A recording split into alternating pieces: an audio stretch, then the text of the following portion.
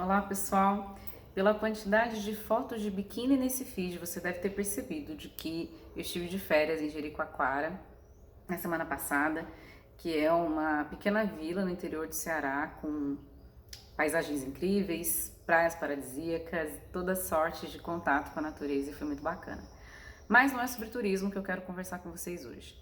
Num dos dias que eu estava lá, tem uma rua principal e nessa rua você tem lojas e restaurantes. E eu vi uma placa escrito Senzala. E aí eu olhei aquilo, achei estranho e falei, cara, deve ser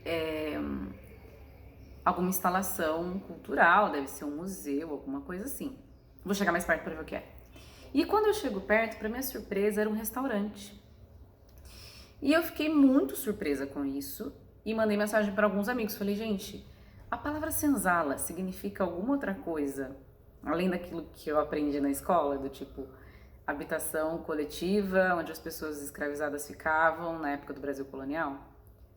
E eles falaram, não, senzala é senzala mesmo, não tem outro significado. E eu descobri que, não obstante, não é só um restaurante, mas é uma grande rede de restaurantes de alto padrão em São Paulo. Eu fiquei muito assustada, muito chocada com a ideia da gente ter um restaurante que faz referência a uma senzala. E aí, mais chocada ainda, porque eu tava lendo esse livro aqui, que é da Grada Quilomba, o Memórias da Plantação. E aí, a Grada Quilomba é uma escritora portuguesa, ela faz doutorado na Alemanha, e aí na tese dela, ela analisa como o racismo estrutural, como que as microagressões atualizadas hoje do racismo impactam na constituição da subjetividade do eu de pessoas negras. E ela faz isso a partir da análise do discurso de algumas mulheres negras alemãs.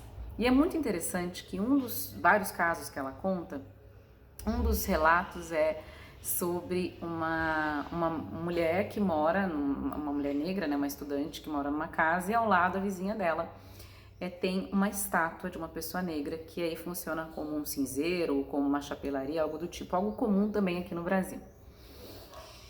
E aí ela analisa de como esse colonizador, né, de como essa elite branca, uma vez que perde aqueles escravos, né, e perde o objeto que tinha da pessoa negra, ela repõe isso de diversas formas no imaginário. Então ela analisa muito mais do que atitudes isoladas de uma pessoa que é racista ou não, porque muito provavelmente a vizinha dela era uma ótima pessoa, não era uma pessoa efetivamente racista, agressiva, enfim, mas de como no imaginário coletivo se estabelece essas microagressões, se estabelece esse discurso velado, onde coloca a pessoa negra, onde coloca o negro no seu lugar, que não é o lugar onde a maioria das pessoas brancas ou privilegiadas ou da elite podem acessar. Isso é muito interessante. E aí, a partir disso, eu fui conversar com algumas pessoas para entender se nesse restaurante já tinha alguém falado sobre isso, se já tinha feito alguma ação, enfim. E aí eu conversei com uma pessoa do movimento negro, a Nesca, e ela falou, olha, Ju, tem muitos lugares com esse nome, com nomes racistas, com nomes que são ofensivos à grande maioria da população. E o problemático é porque é num país onde há muito pouco tempo a gente torturava, matava, escravizava pessoas simplesmente por elas terem uma pele mais escura. Então é muito simbólico isso. Depois eu conversei com um advogado ligado a movimentos LGBTQIA+, ele falou, olha, não consigo enxergar aqui nenhuma ação em curso contra esse restaurante ou contra o nome do restaurante especificamente. E por fim, eu conversei com um advogado ligado ao movimento negro, um advogado ativista, que falou, olha, tem muitos nomes, né, e essa também já foi uma pauta do movimento negro, a gente já entrou com diversas ações e nada foi feito. E aí, gente, eu fiz uma enquete aqui no Instagram e eu perguntei para as pessoas se elas viam algum problema no nome Senzala. E muitas pessoas disseram que não, inclusive pessoas negras. E depois eu perguntei, se fosse na Alemanha, né, um restaurante que se chamasse Campo de Concentração? E muitas pessoas também disseram que não viam problema nenhum. E o que eu quero dizer com isso, né? Aqui jogar pedra em todo mundo que falou que não vê problema, não. Mas eu quero trazer para reflexão, né? O livro ele traz situações que eu já fiz também. Porque aqui eu não quero personalizar as pessoas e dizer o quanto elas são más, mas ajudar a gente a olhar realidades que estão postas e que são nocivas.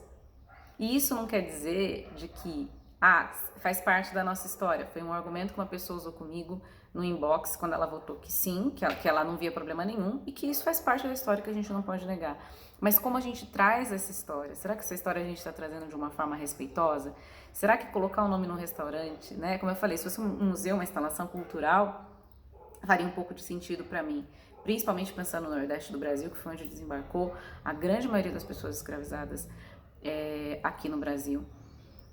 Será que é respeitoso com pessoas que a grande maioria da população, que é preta e parda, mais de 50%, que não tem acesso a esses lugares, colocar o nome de um restaurante assim? Será que a gente consegue resgatar essa história de outras formas? Será que a gente consegue olhar para algo que fez parte da nossa história assim e aprender com ela e fazer diferente? Então esse é o objetivo desse vídeo, né? De que não acredito que eu vá mudar o nome do restaurante, eu não acredito que eu vá mudar nem a mentalidade de quem não vê problema nenhum nisso, mas quando a autora fala da descolonização do eu, ela fala justamente disso, né? De que a gente não consegue mudar a atitude do outro, mas eu consigo delimitar e sinalizar para o outro quanto aquilo poderia ser diferente. Então, a ideia desse vídeo é isso, de que a gente, a partir do diálogo e a partir de repensar criticamente a nossa sociedade, a gente consiga talvez fazer diferente no futuro.